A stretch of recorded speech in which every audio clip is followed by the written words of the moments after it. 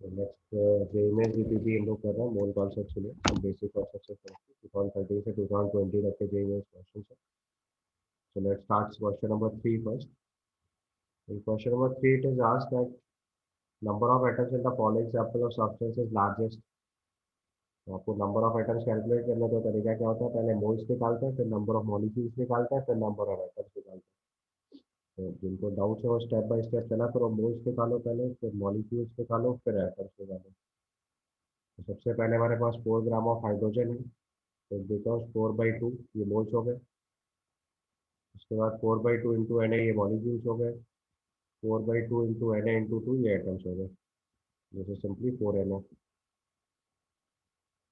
उसके बाद 71 gram of chlorine दे रखा है अपने को, तो 71/71 मोल्स हो गए। एन ए से मल्टीप्लाई करोगे तो ये मॉलिक्यूल्स हो गए, 2 से मल्टीप्लाई कर दोगे तो ये एटम्स हो गए। Next it is given 127 gram of iodine, 127/254 ये मोल्स हो गए। मोल्स को एन ए से मल्टीप्लाई करोगे ये मॉलिक्यूल्स हो गए। फिर नंबर ऑफ एटम्स से मल्टीप्लाई कर देंगे तो ये नंबर ऑफ एटम्स आ गए जैसे पहले। लास्ट में मैग्नीशियम के लिए कैलकुलेट करेंगे तो 48 ग्राम ऑफ मैग्नीशियम दिया हुआ है। मोल्स निकालेंगे तो 48/24 यानी कि 2 एन एस के अच्छा इसमें मॉलिक्यूल्स तो होंगे ही नहीं, सीधे सीधे एटम्स आएंगे डायरेक्टली। ये पार्ट यहाँ ब्लैंक हो गया, ये सीधे 2 एन ए हो गया। लार्जेस्ट पूछा गया है तो इसका आंसर ए हो जाएगा। ठीक है, थर्ड क्वेश्चन आंसर हो गया A. After third your next question is question number 7। Seventh में लिखा है amount of BaSO4 form by mixing of 100 ml of 20.8% BaCl2 solution with 50 ml of 9.8% H2SO4 solution will be। देखो हमारे पास दोनों weight by wait या कुछ भी जो भी जब परसेंटेज गिवन होता है तो मोस्ट रेलेवेंट कंसंट्रेशन ले लेते हैं। तो अभी हमारे पास वॉल्यूम दे रखा है तो उसको वेट बाई वॉल्यूम की तरह कंसीडर कर सकते हैं। तो अगर आप रिएक्शन लिखोगे तो BaCl2 की रिएक्शन H2SO4 से हो रही है, तो it will form barium sulphate and 2HCl। हमारे पास 100 ml 20.8% BaCl2 सोल्यूशन है। तो 20.8% सोल्यूशन मतलब अगर 100 ml सोल्यूशन है तो उसमें 20.8 ग्राम ऑफ BaCl2 हो गया। इतने ग्राम तो BaCl2 हो गया, हमने 100 ml सोल्यूशन ही अज्यूम कर लिया इसका है। ठीक है, दूसरा सोल्यूशन है जिसका 50 ml 9.8 ग्राम परसेंटेज H2SO4 है। तो अगर इसका 100 ml सोल्यूशन होता है तो उसमें 9.8 ग्राम H2SO4 होता है। बट एक्चुअल सोल्यूशन कितना है 50 ml, तो उसका आधा हो गया, तो 9.8/2 ग्राम्स ऑफ H2SO4 हो गया इसमें। और इनके मॉलिक्यूलर मासेस आपको निकालने हैं। सबसे पहले BaCl2 का मॉलिक्यूलर मास निकालो, ये मेरी समझ से 208 ही आ जाएगा। ये 0.1 मोल हो गया सीधे सीधे। 20.8/208 एक बार चेक करना मोल्स मॉलिक्यूलर मास, तो ये 0.1 मोल आ जाएगा। H2SO4 के लिए चेक करेंगे तो ये 9.8/2 इंटू 98 मोलर मास लिखेंगे, तो ये वैल्यू 0.05 मोल आ जाएगी।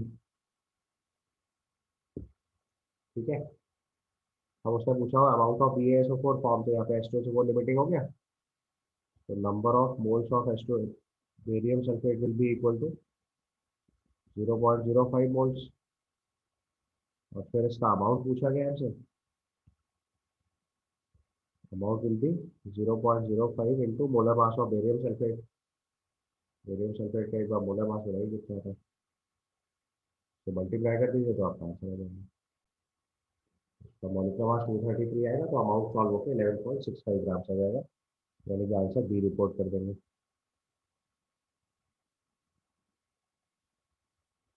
Next question you asked is question number 13। Question number 13 में देखो हमारे पास एक इक्वेशन है A+2B+3C gives AB2C3। 6 gram of ए दे रखा है, 6 × 10⁻23 एटम्स ऑफ बी दे रखा है, और 0.036 मोल्स ऑफ सी दे रखा है। बेसिकली पहले तीनों सब्सटेंसेस के मोल्स निकालेंगे। 6 ग्राम ऑफ ए दे रखा है और एटॉमिक मास ऑफ ए 60 दे रखा है, तो ये 0.1 मोल हो गया। 6 × 10⁻23 एटम्स ऑफ बी दे रखे हैं, तो ये भी बेसिकली 1 मोल हो गया। और सी का 0.036 मोल से रखा है। तो यहाँ पे सी लिमिटिंग रिएजेंट हो गया। अब अगर सी लिमिटिंग रिएजेंट हो गया तो अमाउंट ऑफ AB2C3 जो बनेगा वो इतने ही मोल्स बन जाएगा। सॉरी, इतने मोल्स हो जाएगा, मतलब लिमिटिंग रिएजेंट A2C है तो उसके 3 मोल्स, उसका 1 मोल बन रहा है तो उसका 1/3 बन जाएगा। तो अमाउंट ऑफ, यहाँ पर डेटेड उसे मोल्स ऑफ लिखे पहले। तो यहाँ से जो मोल्स ऑफ AB2C3 फॉर्म बनेगा वो हो जाएगा 0.036/3, यानी कि 0.012 मोल्स। यहाँ से अगर हम अमाउंट लिखेंगे इसका AB2C3 का, किया जाएगा 0.012 मोल्स। मोलर मास लिखेंगे तो ए का मोलर मास 60 दिया है, बी आपको निकालना है, और सी आपको 80 दे रखा है। ये इसके मास हो गए, और ये वैल्यू अपने को 4.8 ग्राम दे रखी है। यहाँ से सॉल्व करके आपको एक्स निकालना है। यह जाएगा 60 + 2x + 80 = 400।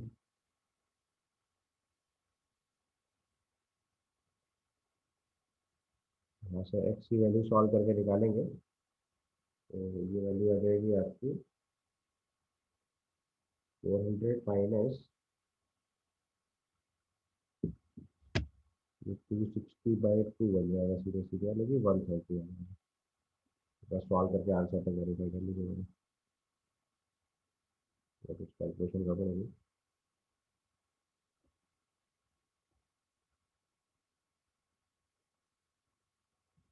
तो 60 + 2 40 होगा ना? AB2C3 फॉर्मूला है ना, तो 80 × 3 करना पड़ेगा। AB2C3 फॉर्मूला है ना, तो यहाँ × 3 और करना पड़ेगा। ये 240 हो गया, इसको फिर सॉल्व करो तो चलेगा। बस 240 विल बी इक्वल टू 400। यहाँ से सॉल्व करके एक्स निकालिए।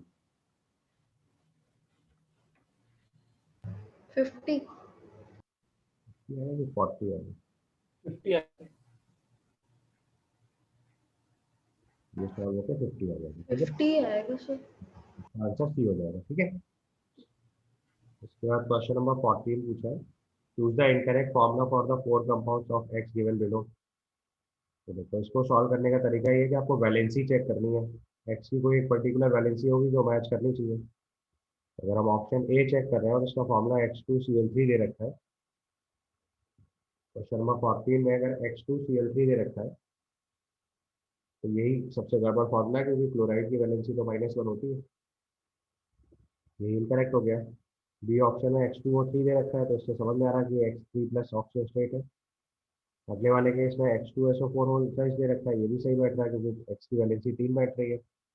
और लास्ट वाला चेक कर रहा है फॉस्फेट, तो उसमें भी वैलेंसी 3 है। उसका आंसर ए इनकरेक्ट होगा। समझ आ गया? केवल ए ऑप्शन है जिसमें क्लोराइड आयन -1 होता है, एक्स की वैलेंसी अगर +3 है तो फॉर्मूला HCl3 होना चाहिए। उसका करेक्ट फॉर्मूला HCl3 है। Yes sir. तो फर्स्ट वाला ही ऑप्शन इनकरेक्ट है, उसका आंसर ए रिपोर्ट कर देंगे। सीधा सीधा फॉर्मूला लिखने का कॉन्सेप्ट है। ठीक है, तो फॉर्मूला HCl3 करेक्ट होना चाहिए था ऑप्शन ए में। इसका आंसर फाइनली ए रिपोर्ट करेंगे। उसके बाद क्वेश्चन नंबर 15 देखिए। In question number 15, it's given 5 liter of alkane requires 25 liter of oxygen for its complete combustion. If all the volumes are measured at constant temperature and pressure, then alkane is, तो देखो formula अगर हमें alkene का लेना है तो general formula हो गया CnH2n+2। और इससे अगर हम ऑक्सीजन का कंबशन कराएंगे तो ये 3n+, यहाँ से ऑक्सीजन से इसका कंबशन कराएंगे, तो चाहो तो बैलेंस करके लिखो पहले। तो इसका ऑक्सीजन से कंबशन कराएंगे तो it will form n moles of CO2 + 3n+1 mole of water. ठीक है, n+1 मोल्स ऑफ वाटर। और यहाँ से अगर हम पूरी ऑक्सीजन निकालेंगे तो आ जाएगा 3n+1/2। ठीक है, तो ये रेशियो आपको दे रखा है 5 लीटर इज टू 25 लीटर, यानी कि 3n+1/2 = 1 की वैल्यू 5:1 है। यहाँ से n की वैल्यू निकाल लेंगे। Pn प्लस 1 की वैल्यू 10 हो जाएगी, n की वैल्यू 3 हो जाएगी। n की वैल्यू 3 हो जाएगी तो ये प्रोपेन हो जाएगा। इसका आंसर बी मार्क कर देंगे।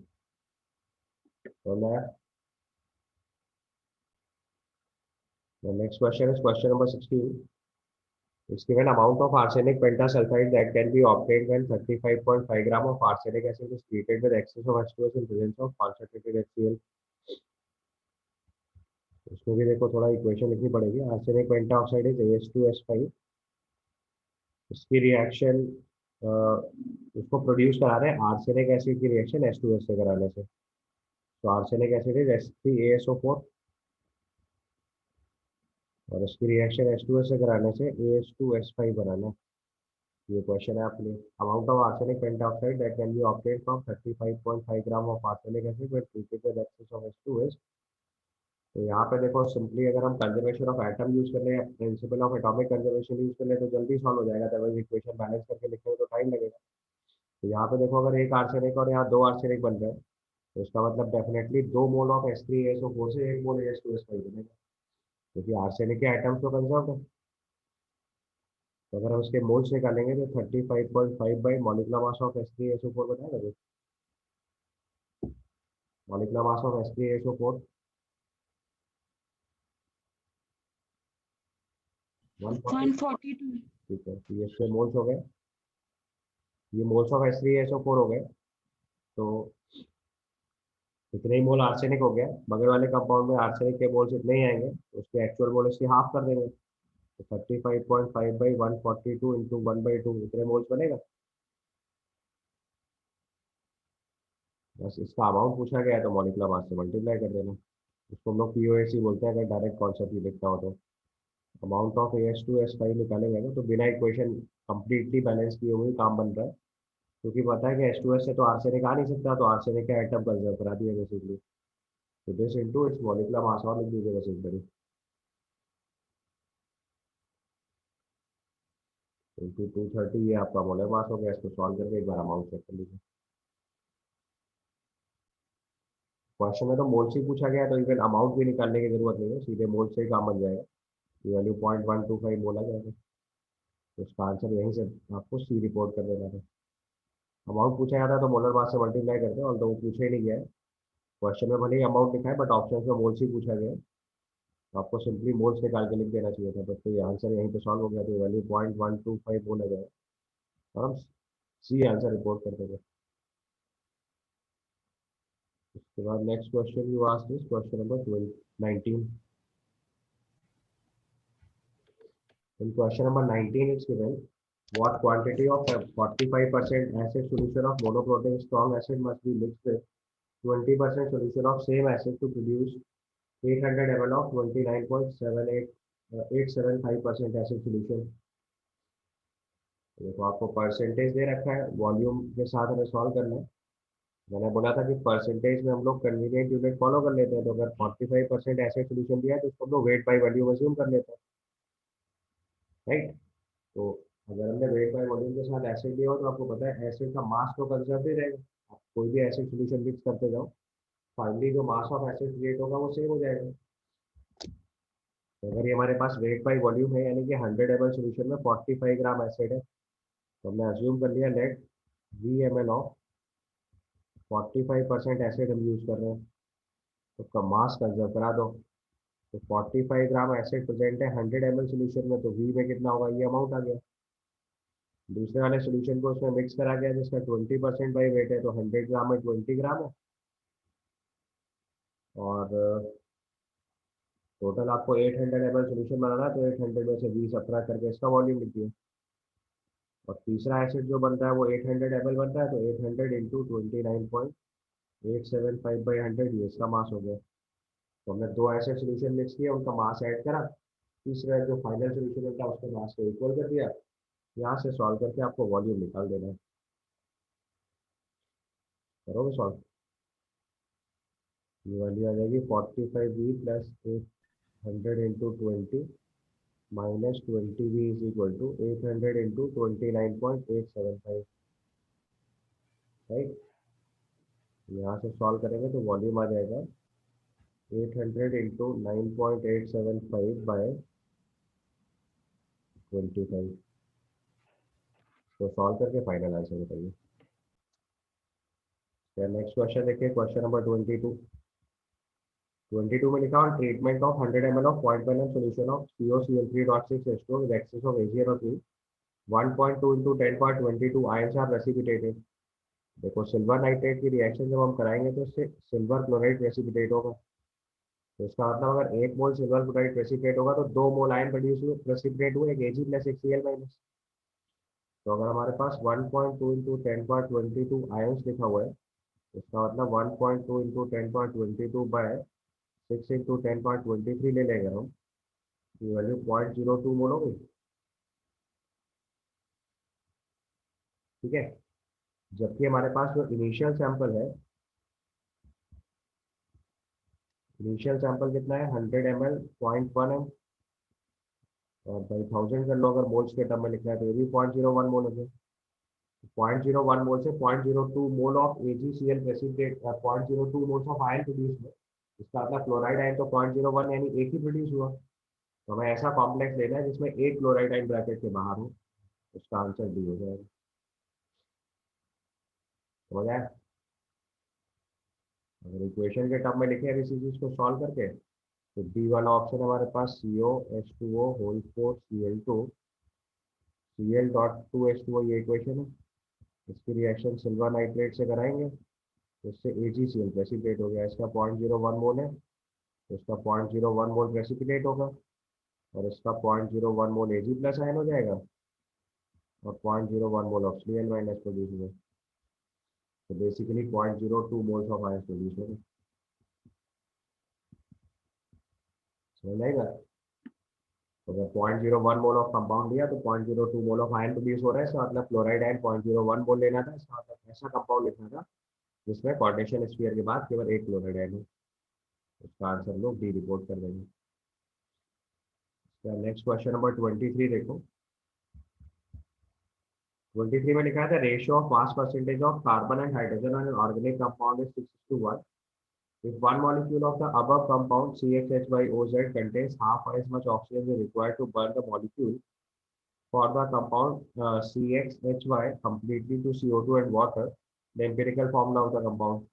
तो देखो empirical formula के लिए आपको परसेंटेज कॉम्पोजिशन चाहिए होता है। तो उसमें देखो पहली चीज तो दे रखी है मास percentage of carbon hydrogen the organic compound is given 6:1। If one molecule of the above compound CHHYOZ contains half as much oxygen as required to burn one molecule of CXHY completely to CO2, इसको जरा balance करके लिख लो। तो अगर CXHY का complete combustion कराएंगे तो x moles of CO2 y/2 moles of water form होगा। यहाँ से अगर हम ऑक्सीजन का अमाउंट लिखेंगे तो ये वैल्यू आ जाएगी x प्लस y/4। ठीक है, तो उसने बोला हुआ है कि इसके मॉलिक्यूल में जो ऑक्सीजन है Z, वो half as much oxygen required to completely burn this substance. तो कम्प्लीटली बर्न करने के लिए ऑक्सीजन कितनी रिक्वायर्ड है 2 times of x plus y/2। तो z की वैल्यू कितनी रिपोर्ट कर देंगे x प्लस y/4। z की वैल्यू कितनी रिपोर्ट कर देंगे x प्लस y/4। ठीक है, अब आपको इसका इंपेरिकल फॉर्मूला रिपोर्ट करना है। तो इनिशियली देखो अगर हम x इज टू वाई निकाल लें, क्योंकि सी एच का रेशियो दे रखा है हमको, तो अगर हम मोल रेशियो निकालें वहां से और कार्बन इज टू हाइड्रोजन, तो 6/12:1 आ जाएगा। यानी कि ये वैल्यू 1:2 बन गई हमारे लिए। तो अगर x इज टू वाई 1:2 हो गया, या सिंपली यहाँ से लिखें तो x इज टू वाई की वैल्यू 1:2 होगी। ठीक है, अब यहीं से x is to y is to z निकाल लो आप सीधे सीधे। x is to y is to z अगर रिपोर्ट करना होगा तो ये 1:2 जेड की जगह x1 डाल दो और y की वैल्यू 1/2 की जगह 2 डाल दो, तो 1.5 आ जाएगा। पूरे एक्सप्रेशन को 2 से मल्टीप्लाई कर दो तो 2:4:3 बन जाएगा। फॉर्मूला बन जाएगा C2H3O2 C2H4O3, यानी कि आंसर सी हो जाएगा। एक बार चेक कर लीजिए पूरी प्रोसेस। समझ में आ गया ना कॉन्सेप्ट क्या करा हमने? जो जो स्टेप्स लिखे थे वही करते चले गए। पहले कार्बन हाइड्रोजन का मास रेशियो दिया था, फिर उसने बोला कि कंबशन ऑफ CH2H के लिए जितनी ऑक्सीजन चाहिए Z उसका हाफ है, तो जो ऑक्सीजन रिक्वायर्ड है वो x plus y by four moles of O2 है, तो O उसका डबल हो गया, तो 2 into x plus y by four of O हो गया। Z उसका आधा कर देना है, तो Z की value x plus y by four ले लेंगे। कार्बन हाइड्रोजन का मोल रेशियो निकाल लो, जो आपको एक्स टू वाई पता चल गया, और Z की जगह x plus y by four है, x1 y2 लेके x plus y by four की रेशियो लिख लो तो 1.5 आ जाएगा।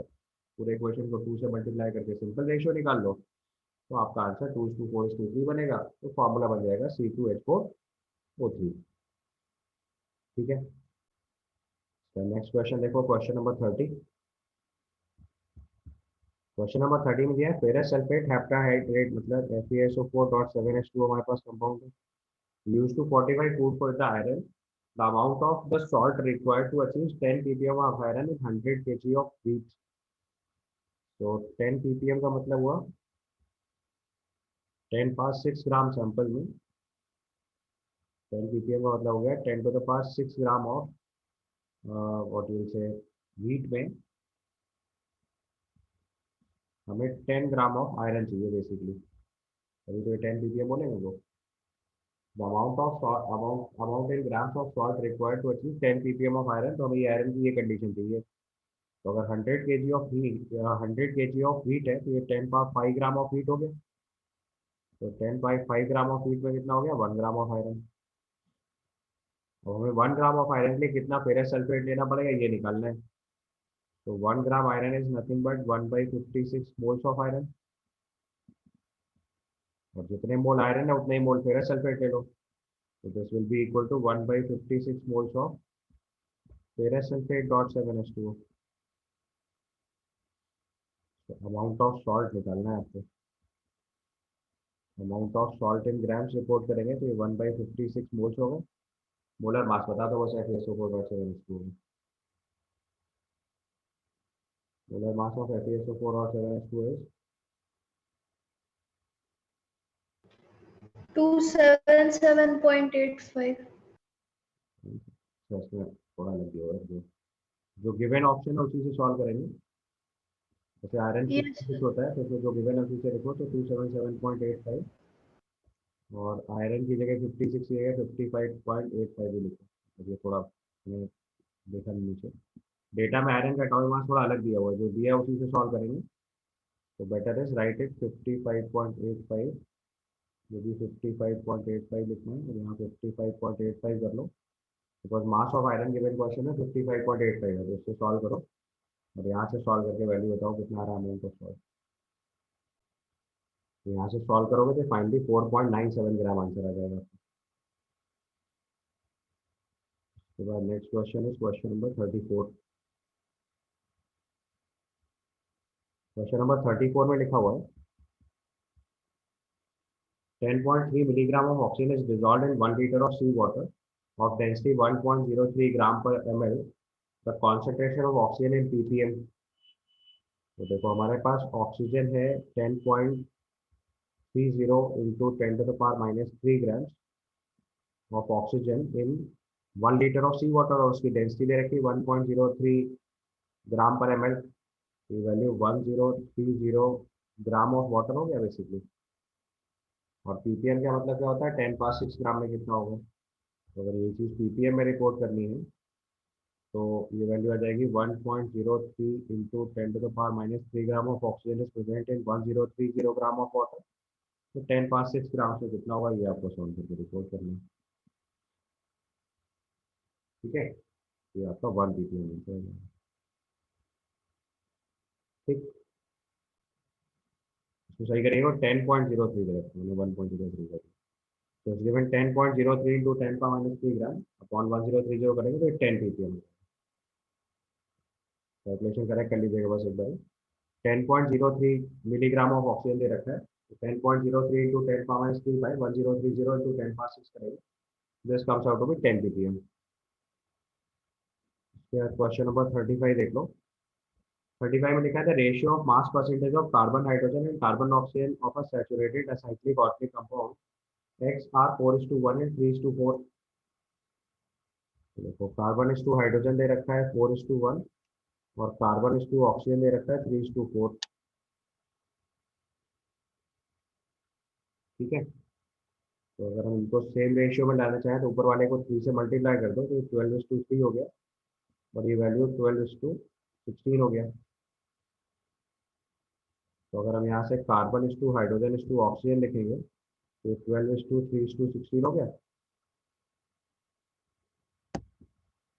ठीक है, तो अब यहाँ से अगर हम इसका मोल रेशियो कैलकुलेट करें तो मास रेशियो है, mole ratio of carbon oxygen check करेंगे तो 12/12:3/1:16/16 आ जाएगा। वैल्यू सॉल्व होकर आ जाएगी 1:3:1। ठीक है, तो अगर हम इसका एम्पिरिकल फॉर्मूला लिखेंगे तो ये बन जाएगा CH3O। अब लेकिन आपको क्लियरली दिया है कि सैचुरेटेड असाइक्लिक कंपाउंड है, तो अगर हम CH3O लिखेंगे तो इससे आप समझ पा रहे हो, ये CH2OH बनेगा। CH2OH तो एग्जिस्टिंग कंपाउंड ही नहीं बनना है, तो इसका मतलब इसका डाइमर ट्राई करेंगे। डाइमर ट्राई करेंगे तो ये C2H6O2 बनेगा, और C2H6O2 बनेंगे अगर हम, तो ये हमारे हिसाब से फॉर्मूला बन जाएगा CH3CH2OH। बनेगा कोई फॉर्मूला, देखो इसको चेक करके। तो हमारा CH3O से तो फॉर्मूला नहीं बन रहा, तो हमने इसका डबल ट्राई करा C2H6O2। तो C2H6O2 से देखो ये पॉसिबल फॉर्मूला लिख सकते हैं CH2OH मतलब ये आपका सैचुरेटेड असाइक्लिक ऑर्गेनिक कंपाउंड बन गया। बस अब अगर मैं इसको बैलेंस करके लिखा कंबशन में तो C2H6O2 plus 5/2O2 gives 2 moles of CO2 and 3 moles of water। Question में लिखा है कि इसके 2 mole moles of oxygen gas required for the complete combustion of 2 mole of organic compound. तो अगर इसके 2 मोल लेंगे तो इसके 5 मोल रिक्वायर्ड होंगे। आंसर हो जाएगा 5 मोल्स ऑफ ऑक्सीजन। ठीक है,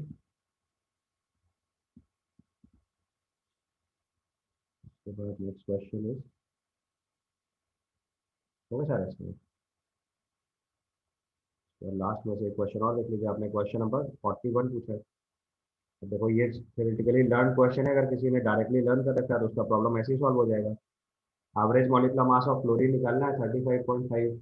आपको पता होगा नेचुरल अबंडेंस परसेंटेज डायरेक्टली याद होता है तो डायरेक्ट सॉल्व कर लेते हैं। 75% और 25% होता है, अदरवाइज एवरेज एटॉमिक मास का फॉर्मूला लगाना है। 35.5 is equal to 35 into, let's say percentage में लिखना है तो उसको एक्स लिख लो, प्लस 37 इंटू 100 माइनस एक्स लिख दो, डिवाइड बाई 100 लिख दो। यहाँ से सॉल्व करके पहले एक्स निकालेंगे, एक्स की वैल्यू यहाँ से 75% आएगी। ठीक है, तो अगर हमें नेचुरल अबंडेंस रेशियो लिखना है तो 75% इस टू 25% हो जाएगा। Cl35 इस टू Cl37 अगर लिखेंगे तो वैल्यू 75 इस टू 25 हो जाएगी, ना 3:1। इसका आंसर ए रिपोर्ट कर देंगे। अब ऐसे सवाल बहुत बार पहले से प्रैक्टिस करे होते हैं तो डायरेक्ट आंसर भी मालूम होता है, उससे भी सॉल्व। तो दिस कंप्लीट्स योर